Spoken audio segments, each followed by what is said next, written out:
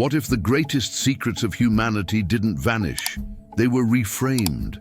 What if Africa wasn't just excluded from history, but deliberately edited out of the spiritual blueprint of the world? And what if the idea of evil itself was never universal, but authored by those who needed control more than truth? This story circles an ancient African understanding, one that never divided existence into clean absolutes, but saw life as balance, consequence, and relationship. A worldview carried by civilizations older than empire, older than doctrine, older than the fear that later demanded names and punishments. Hidden beneath erased symbols, distorted myths, and renamed rituals lies a revelation most systems still avoid.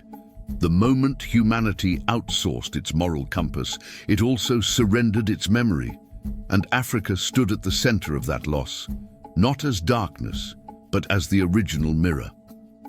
This changes how we look at faith, power, identity, and even ourselves today, because once you see who defined evil, you start noticing what and who had to be silenced for that definition to survive. If this story resonates, take a moment to honor it. Subscribe to the channel, leave a like, and share in the comments which part of the world you're listening from, as these ancestral echoes find their way back to the surface. Long before maps had borders, and before history learned how to erase names, the elders spoke of a world that breathed in balance. In that time, the night wasn't feared, and the dark wasn't an enemy. It was a teacher. People gathered under wide African skies, listening to stories carried by drums and wind, stories that explained life without splitting it in half. Then came a strange question, whispered like a curse disguised as wisdom. What if balance wasn't enough? Slowly, almost politely, ideas arrived saying one force must rule and the other must fall. Funny thing is, no one asked the ancestors if they agreed. Somehow, a decision was made without their voice ever entering the room. Across the Nile Valley, in Kush, in ancient Yoruba lands, moral order wasn't about punishment, but alignment. When something went wrong, it meant harmony had cracked. Not that a soul was doomed forever, yet later, storytellers would smirk at that simplicity, calling it primitive, while borrowing half its symbols for their own sacred books. As centuries passed, this shift hardened into doctrine. Darkness became suspicious, mystery became dangerous, and the cultures that still spoke to shadows were quietly labeled as needing correction.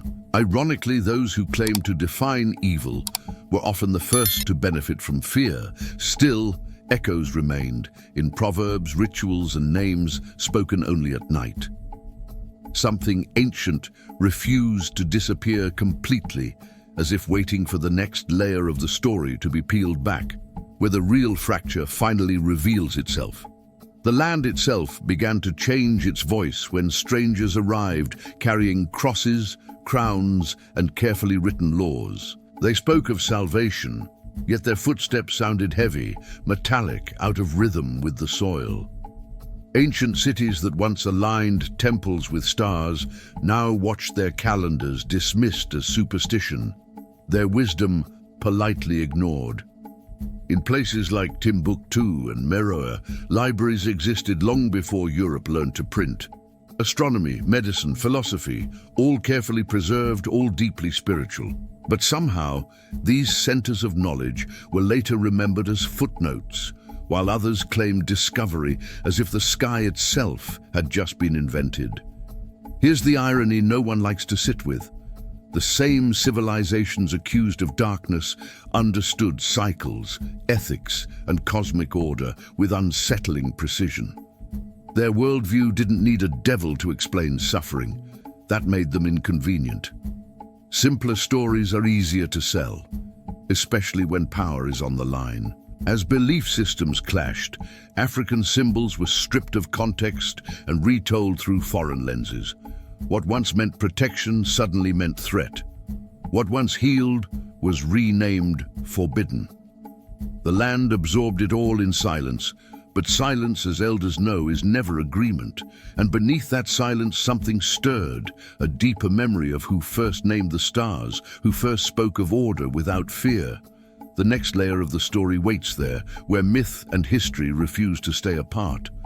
Long before outsiders drew lines on maps, stories traveled without borders, carried by traders, priests and wanderers who moved between worlds. Along these paths, African wisdom quietly crossed deserts and seas, slipping into other civilizations like a hidden current. Funny how ideas migrate freely, but credit rarely follows. In ancient Egypt, concepts of judgment, balance, and the weighing of the heart shaped spiritual thought for millennia. Later, similar images appeared elsewhere, dressed in new names and stricter rules. Coincidence, they said, influence they denied. Yet the symbols remained almost unchanged, as if memory itself refused to fully cooperate with denial. The mystery deepens when one notices how African deities were transformed in translation, forces of nature, messengers, tricksters, guardians, all complex, all layered. In new narratives, those same figures were flattened into villains or erased entirely. Complexity, after all, doesn't serve empires very well. This wasn't just cultural exchange, it was selective inheritance. Sacred knowledge was taken, polished, and presented as revelation, while its origins were quietly pushed into shadow. The irony lingers. The new truths often echoed the old ones almost word for word. Still, fragments survived in chants, symbols, and ancestral memory.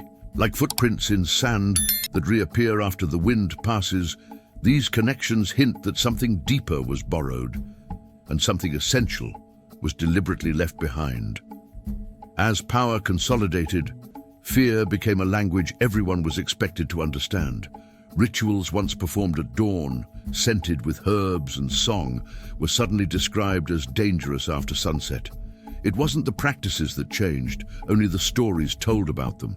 And stories, as history shows, can wound more deeply than weapons. Sacred spaces were renamed cursed grounds. Drums that once called communities together were said to summon something sinister. The irony sat quietly in the background. Many of the loudest accusers had never witnessed these rituals, yet spoke with absolute certainty about their evil. Behind the accusations lived a simple strategy. If a people are taught to fear their own symbols, they slowly abandon them. And once symbols are gone, identity follows. This wasn't chaos, it was method, carefully repeated across generations. Yet the elders noticed something curious. The more these traditions were attacked, the more they appeared disguised elsewhere, reborn in new ceremonies under different names. What was condemned in one land was celebrated in another, just with altered language and borrowed authority. And so the question lingered in the air, heavy like incense smoke. If these practices were truly dangerous, why did so many others secretly keep them, just not their original names? The next chapter waits exactly there, where fear and imitation quietly meet. Time passed, and the definition of evil grew sharper, colder, more useful. What began as a spiritual disagreement hardened into law, doctrine, and social order. Once written down, it no longer sounded like opinion. It sounded like truth, stamped and sealed for generations to obey. In courts and churches, stories were repeated until they felt ancient, even when they weren't. African cosmologies were reframed as chaos needing control, while foreign systems crowned themselves as moral referees. Funny how the judge always seemed to benefit from the verdict. This shift reached deep into daily life. Names were changed, languages softened, symbols hidden in plain sight. People learned to pray with borrowed words, while quietly remembering older ones, whispered under breath, just in case the ancestors were still listening. Spiritually, something fractured. When balance is replaced by obedience, fear fills the gap. Guilt became easier to manage than wisdom, and absolution more profitable than understanding. It worked, at least on the surface.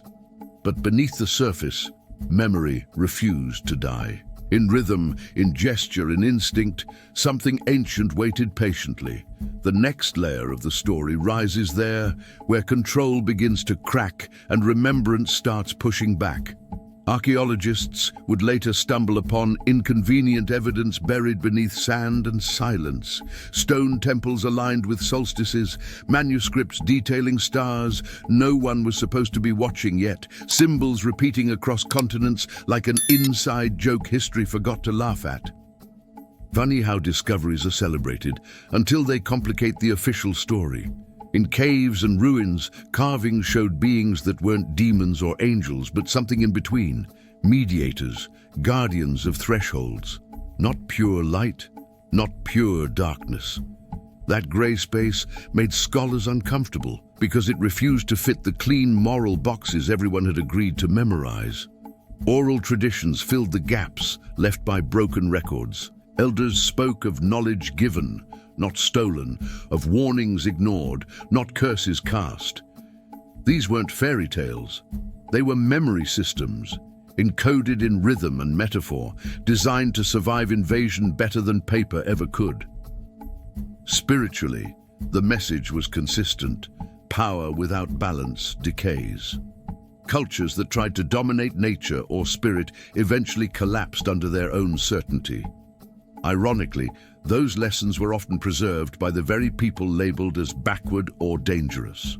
So the question quietly returns, sharper than before. If this wisdom was so flawed, why does it keep resurfacing again and again whenever humanity reaches the edge of itself? As centuries folded into one another, the story reached the present wearing a familiar disguise. Modern faith, politics, and identity still carry echoes of those early decisions, even when no one remembers who made them. The definition of good and evil feels ancient, yet its fingerprints look surprisingly recent. In cities far from the continent, descendants of Africa feel a quiet tension they can't always name. Something pulls them towards symbols they were taught to fear, toward rhythms that feel like home without explanation. Funny how memory travels through blood when history refuses to tell the truth out loud. Spiritual movements rise and fall, often circling back to ideas of balance, duality, and inner alignment. They get renamed, rebranded, sometimes monetized. Rarely do they acknowledge where those concepts first breathed into existence. What was once erased now returns in fragments, tattoos, music, meditation, protest. Not as rebellion, but as remembrance. The old knowledge doesn't demand belief, it waits for recognition.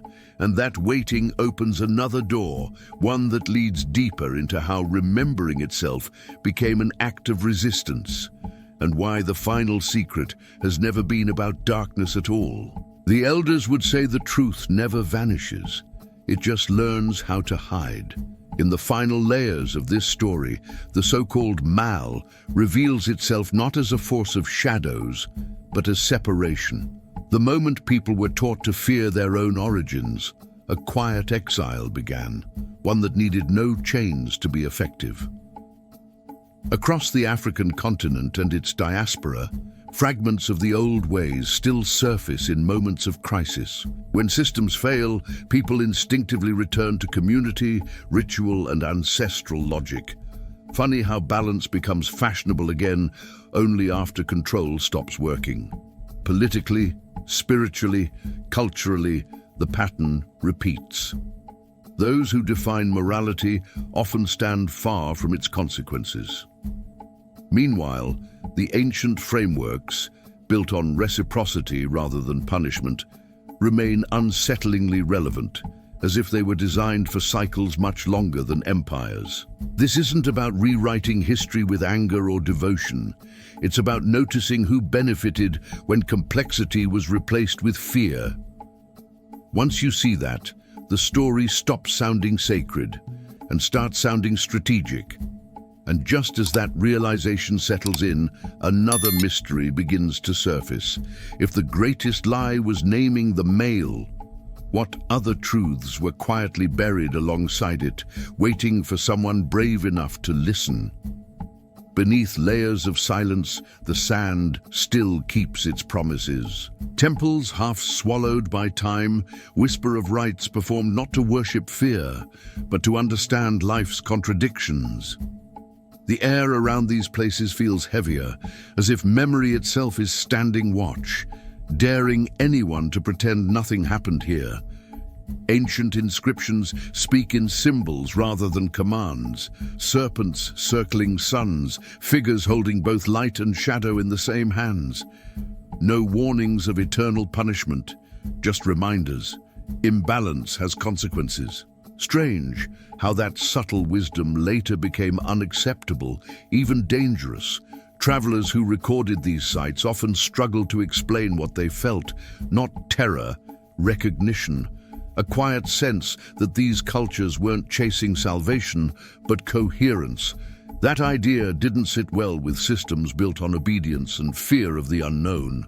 Spiritually, these ruins suggest something radical. Morality was once experiential, not dictated. You learned by living, by falling out of harmony and finding your way back. No intermediaries required, no monopoly on truth.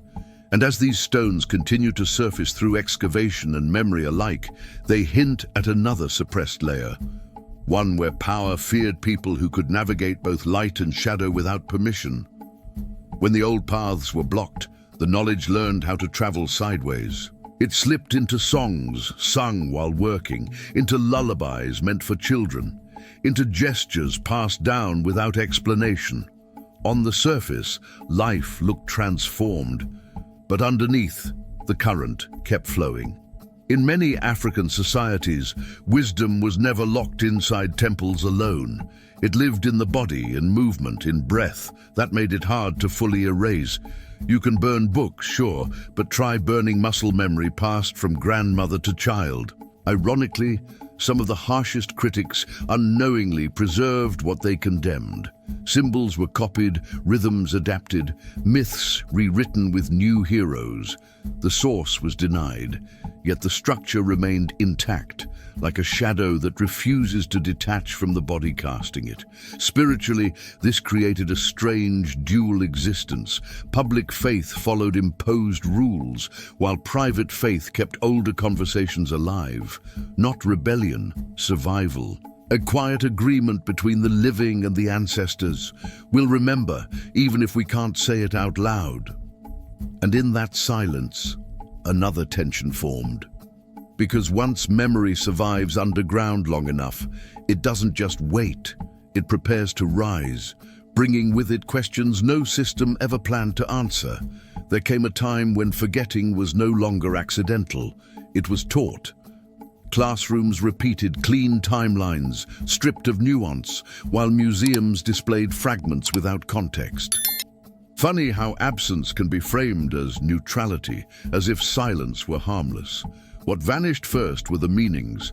A mask became art, no longer a living portal. A staff became decoration, its authority politely ignored. The spirit was removed, leaving objects behind like shells with no echo. Yet communities notice the cost. When stories lose their roots, identity thins out. People begin asking who they are using borrowed language, measuring themselves by standards that never included them in the first place. Spiritually, this created hunger. Not for religion exactly, but for grounding. For something that felt older than guilt and deeper than rules. That hunger explains why ancestral symbols keep reappearing in unexpected places, always when certainty starts to feel empty. And just beneath that hunger lies another suppressed truth, one that questions not only what was erased, but who benefits when entire civilizations are remembered as shadows instead of sources. As the modern world rushed forward, technology in hand and tradition left behind, the old knowledge watched quietly. Satellites mapped the Earth, yet somehow missed the wisdom carved into it long ago. Funny how progress can feel advanced while repeating the same ancient blind spots. In spiritual spaces, people began searching again. Meditation, energy, balance, ancestry. New words were invented to make old ideas feel safe, marketable, acceptable. Rarely did anyone pause to ask where those ideas first learned how to breathe. Across the diaspora, a subtle awakening unfolded. Dreams grew heavier with symbols. Questions surfaced that history books never prepared people to ask. It wasn't rebellion. It was recognition, the kind that hits before logic can interfere. This return unsettled systems built on forgetfulness, because when people reconnect with ancestral frameworks, fear loses its grip. Balance replaces obedience, and identity stops asking for permission. And as this quiet remembering spreads, another layer of the mystery begins to glow, one that suggests the story was never about the past alone, but about what happens when humanity finally remembers who it was before it was told who to be. At the edge of all these layers, one realization starts to feel unavoidable. The greatest deception wasn't the invention of monsters or demons. It was convincing people that wisdom must come from somewhere else, somewhere foreign, somewhere authorized. Funny how authority often shows up right after memory is declared unreliable. In ancient African thought, knowing wasn't about belief. It was about relationship, with land, with ancestors, with consequence. Remove that relationship, and suddenly people need constant instruction on how to live, what to fear, and who to trust. Dependence didn't happen by accident. Spiritually, this shift changed how people listened. Inner knowledge was replaced with external approval. Ritual became performance. Faith became compliance, and the original question, how to live in balance, was quietly swapped for how to stay in line. Yet balance has a stubborn way of resurfacing. In moments of collapse, people don't reach for doctrine first. They reach for community, rhythm, breath, memory. The same tools their ancestors relied on long before evil had a formal definition. And right there, in that instinctive return, another mystery sharpens its outline, because if balance keeps surviving every attempt to erase it, maybe it was never the enemy after all. As the story approaches its deeper core, one truth starts humming beneath everything else. The question was never what evil is, but who gained the power to define it. Once that authority was claimed, entire worlds could be reorganized with a single word. History shows a familiar pattern. First, label a worldview as dangerous. Then restrict it. Finally, replace it with something safer. Ironically, the replacement often carried the same structures, just stripped of their origins and guarded by new gatekeepers. Spiritually, this created a split consciousness. People learned to distrust intuition while praising obedience. The ancestral voice grew faint, not because it stopped speaking, but because listening without permission became risky. Still, fragments of resistance survived in humor, irony, and quiet refusal. Elders laughed softly at rigid rules, knowing life was far messier and far more sacred than any doctrine allowed. That laughter itself was a form of protection. And as that subtle defiance carried forward, it opened another door, one leading straight into how redefining evil reshaped power, not just belief, in ways the modern world is only beginning to recognize. By the time empires learned to rule with paper instead of spears, the damage was already internal. Control no longer needed constant violence. It lived inside definitions, inside moral language repeated until it felt natural. Funny how words can colonize faster than armies ever could.